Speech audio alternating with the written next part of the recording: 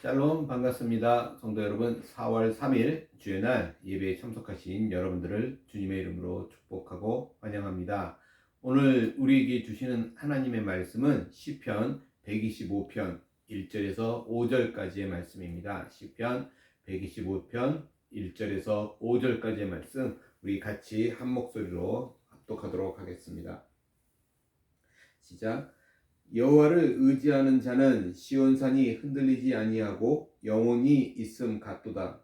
산들이 예루살렘을 두름과 같이 여호와께서 그의 백성을 지금부터 영원까지 두루시리로다. 악인의 규가 의인들의 땅에서는 그 권세를 누리지 못하리니 이는 의인들로 하여금 죄악에 손을 대지 아니하게 함이로다. 여호와여, 선한 자들과 마음이 정직한 자들에게 선대하소서. 자기의 굽은 길로 치우치는 자들은 여호와께서 죄를 범하는 자들과 함께 다니게 하시리로다. 이스라엘에게는 평강이 있을지어다. 아멘. 오늘 저는 여호와를 의지하는 자라는 제목으로 하나님의 은혜를 나누고자 합니다. 우리가 읽었던 오늘 본문의 내용은 의인과 악인의 모습을 뚜렷하게 대조하고 있습니다. 그러면서 하나님을 의지하는 백성이 하나님의 보호로 말미암아 흔들리지 않고, 그죠? 그 흔들리지 않음을 확신하고 그 하나님을 찬양하면서 하나님의 의로우심과 이스라엘의 평강을 간구하고 있는 말씀입니다. 오늘 1절 말씀을 보시면 여호와를 의지하는 자는 시온산이 흔들리지 아니하고 영원히 있음 같도다 라고 말씀하고 있어요. 여기서 의지하다라는 말씀은 다른 것에 마음을 기대어 도움을 받다라고 하는 의미예요. 우리말에도 보면 서 있으면 앉고 싶어지고 앉아 있으면 눕고 싶은 것이 사람의 마음이라고 했습니다. 왜 그럴까요? 그것은 우리가 바닥에 기대는 면적이 점점 넓어질수록 편해지기 때문에 그렇습니다. 자, 이것에 맞춰서 생각해 보면 우리의 삶도 하나님께 맡겨서 기대는 면적이 넓어지면 넓어질수록, 그죠? 우리는 평강을 누릴 수 있게 되는 것이죠. 하나님이 주시는 평강을 누릴 수 있습니다. 자, 우리 크리스찬들이 하나님을 믿음에도 불구하고 하나님께 자신을 온전히 맡겨 의지하지 못하는 이유는 무엇이 있겠습니까? 가장 큰 이유는 자신의 인생을 하나님께 맡겨서 하나님께서 인도해 가시는 것보다 자신이 자신의 인생에 대해서 더 잘 알고 있고 자신이 더 잘 인도할 수 있다라고 생각하고 있기 때문일 것입니다. 그래서 자신이 인도해 가는 인생에 하나님의 도움이 필요할 때 하나님께 도움을 구하는 것이 믿음이라고 많이들 생각한다라는 것이죠. 그러나 그런 태도는 인생의 주인이 내 자신이 되는 거예요. 그리고 하나님은 돕는 자로 만드는 것과 같다라는 것이죠. 완전히 주인과 주객이 전도된 바뀐 것 같은 그런 삶을 살아가고 있다라는 것입니다. 그러나 많은 시간이 흐르고 난 뒤에 자신의 지난 인생을 이렇게 돌아보면 깨닫게 됩니다. 내 인생에 내가 생각한 방향으로 진행되지 않은 것이 얼마나 다행스러운 일인가. 하나님께서 내 인생을 내 마음대로 하도록 내버려 두지 않으시고 결정적인 순간에 하나님께서 개입해 주신 것에 대해 깊이 감사하게 된다라는 것입니다. 자, 그래서 오늘 우리가 읽었던 본문의 시인은 하나님을 의지하는 사람은 시온산이 흔들리지 않는 것처럼 영원히 있을 것이다 라고 말합니다. 흔들리지 않는다라고 하는 의미는 폭풍이나 강한 비바람이 불 때에도 흔들리지 않는다라는 의미를 갖고 있어요. 그러니까 즉 시온산에 거센 바람이 불고 폭풍우가 몰아쳐서 나뭇가지를 부러뜨리고 심지어 나무가 뿌리채 뽑힐지라도 그 시온산 자체는 없앨 수는 없다라는 것입니다. 여기서 시온산은 예루살렘을 말합니다. 그리고 하나님의 성전이 있는 곳을 의미해요. 그래서 시온산은 언제나 하나님의 보호하심이 있는 곳, 영원히 견고한 곳을 상징하는 것입니다. 우리 모든 사람들이 태어나는 순간서부터 우리가 죽음을 맞이하는 그 순간까지 삶의 과정 속에서 만나게 되는 근본적인 문제는 우리의 불안정함과 우리의 유한함, 한계가 있는 것 때문일 것입니다. 아무리 많은 재산을 가진 사람도, 아무리 큰 권력을 가진 사람도, 또 아무리 훌륭한 뛰어난 지식을 가진 사람도 이런 문제에서 자유로울 수가 없습니다.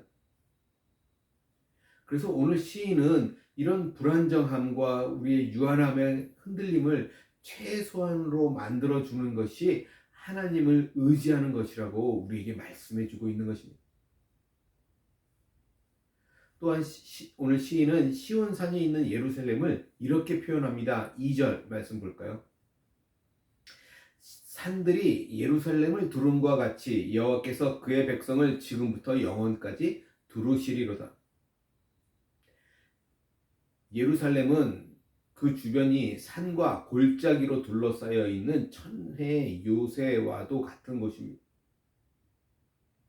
이스라엘 자손들이 출애굽해서 가나안 땅을 차지했지만 이 시온산이 있는 예루살렘은 쉽게 정복하지 못했어요. 오랫동안 그곳 지역 사람, 여부스 사람들이 그 시온산 예루살렘을 다스리고 그곳에서 살았다라는 것이죠. 그리고 마침내 그 땅을 정복한 사람이 나오는데 그 사람이 바로 다윗 왕이었습니다. 이스라엘 자손들의 가나안 땅의 정복은 여호수아로부터 300여 년이 지난 다윗 시대에 이르러서 완성되었습니다. 그 긴 세월 동안 정복하지 못한 곳이 바로 예루살렘이었다라는 거예요. 그만큼 예루살렘은 천혜의 요새였던 것입니다. 이처럼 여러 산들이 예루살렘을 둘러싸고 지켜주었듯이 하나님께서 하나님을 의지하는 사람들을 지켜주신다라고 말씀하고 있는 거예요. 언제까지요? 그 기간이 영원이라는 거예요. 그래서 다윗은 이렇게 고백할 수 있었습니다. 시편 23편 4절에서 5절 말씀을 보면 이렇게 이야기하죠. 내가 사망의 음침한 골짜기로 다닐지라도 해를 두려워하지 않을 것은 주께서 나와 함께 하심이라. 주의 지팡이와 막대기가 나를 안위하시나이다. 주께서 내 원수의 목전에서 내게 상을 차려주시고 기름을 내 머리에 부으셨으니 내 잔이 넘치나이다. 다윗이 자신의 인생을 돌아보니까 자신이 죽음의 그림자가 드리워진 그 골짜기를 걸어가는데 죽음이 자신을 넘어뜨리려고 달려들지만 하나님의 지팡이와 막대기가 자기 주위를 둘러 진치고 있어서 그 죽음의 권세들이 자신을 공격해 오지 못했다라는 거예요. 그리고 또 다윗은 하나님께서 자신에게 상을 차려주셔서 그것을 먹고 있는데 원수들이 자신을 넘어뜨리려고 많은 일들을 일으켜도 전쟁을 일으켜도 하나님이 둘러 진을 쳐서 자신을 공격하지 못하게 만들었다라는 거죠. 그래서 자신에게 부어주시는 그 은혜의 잔이 넘친다라고 고백했다라는 것입니다. 오늘 본문의 시인은 하나님을 의지하는 사람이 흔들리지 않고 견고할 수 있는 이유를 이렇게 설명합니다. 3절 말씀 볼까요? 악인의 규가 의인들의 땅에서는 그 권세를 누리지 못하리니 이는 의인들로 하여금 죄악에 손을 대지 아니하게 함이로다. 여기서 악인의 규라고 얘기하고 있습니다. 이 규가 의미하는 것이 뭡니까? 이것은 권세를 상징하고 있는 거예요.